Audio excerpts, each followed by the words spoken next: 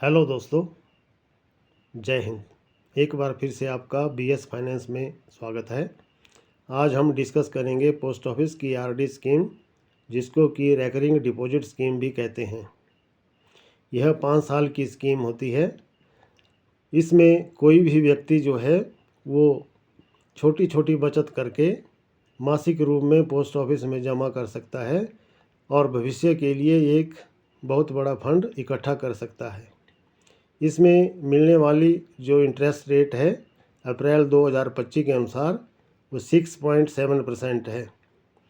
यह 5 साल की स्कीम है और 5 साल के बाद भी यदि कोई व्यक्ति इसको जारी रखना चाहता है तो इसको एक्सटेंशन दी जाती है और उसी ब्याज के ऊपर इस स्कीम को आगे 5 साल के लिए भी जारी रखा जा सकता है। इस स्कीम को यदि कोई व्यक्ति 5 साल से पहले बंद करना चाहता है तो उसको सिर्फ 4% ही इंटरेस्ट रेट मिलेगा।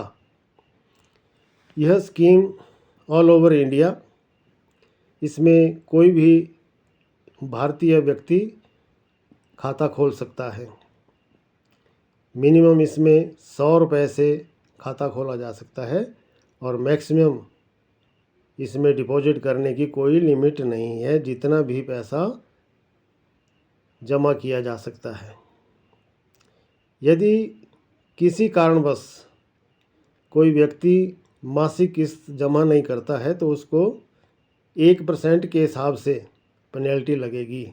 जैसे यदि किसी व्यक्ति का 1000 रुपये का खाता है और वो किसी माह में जमा नहीं हुआ तो दूसरे माह में उसको 1010 रुपये जमा करने होंगे, अर्थात 10 रुपये जो है उसको पेनल्टी के रूप में जमा करने पड़ेंगे।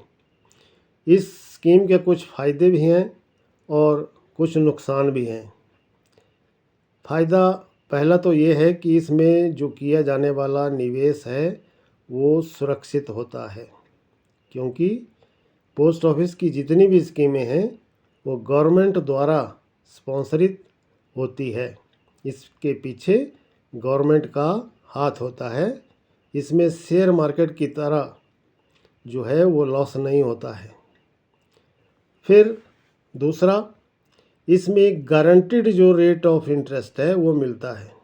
ये जो 6.7 जो रेट ऑफ इंटरेस्ट है आरडी स्कीम का, ये गारंटी के साथ मिलता है।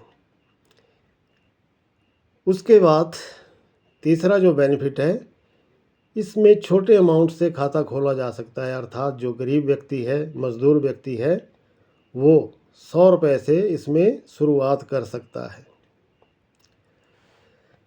फिर इसके कुछ जो नुकसान हैं वो इस प्रकार से हैं।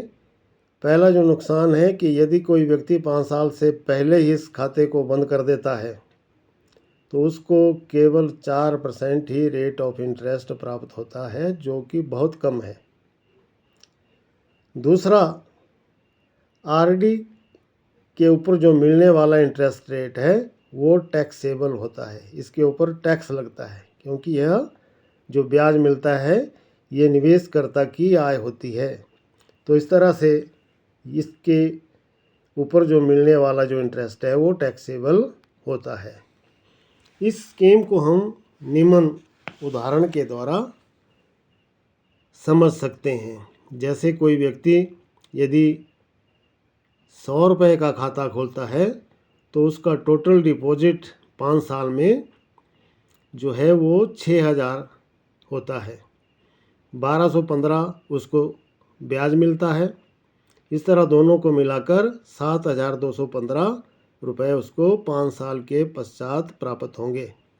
इसी तरह से यदि किसी व्यक्ति का 500 की आरडी है तो उसका जो टोटल डिपॉजिट हुआ वो 30,000 है और 6077 जो है उसको ब्याज मिलेगा।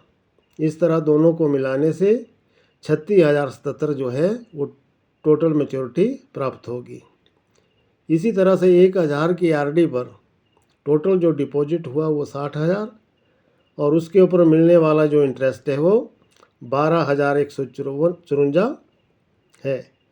इस तरह 72,154 जो है वो 1,000 की आरडी पर मैच्योरिटी प्राप्त होगी।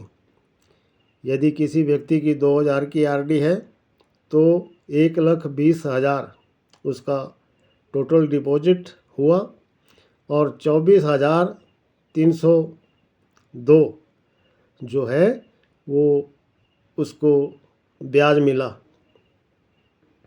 इस तरह 1,44,302 जो है वो उसकी मैच्योरिटी होगी। इसी तरह से 3,000 की आरडी पर 1,80,000 उसका टोटल डिपॉजिट जमा हुआ और 36,462 जो है वो उसका इंटरेस्ट हुआ। इस तरह 5 साल के बाद उसको 2,16,462 रुपये मैच्योरिटी प्राप्त होगी। इसी प्रकार यदि किसी व्यक्ति की 5,000 की आरडी है तो उसका टोटल डिपॉजिट 3 लाख होगा और 60,777 जो है उसको इंटरेस्ट के रूप में मिलेगा। इस तरह से कुल जो मैच्योरिटी होगी वो 3,60,777 होगी। तो दोस्तों ये थी पोस्ट ऑफिस की आरडी स्कीम। इसके बारे में आज हमने डिस्कस किया। अगर ये डिस्कशन आपको अच्छी लगी हो तो शेयर करें, लाइक करें और इसको आप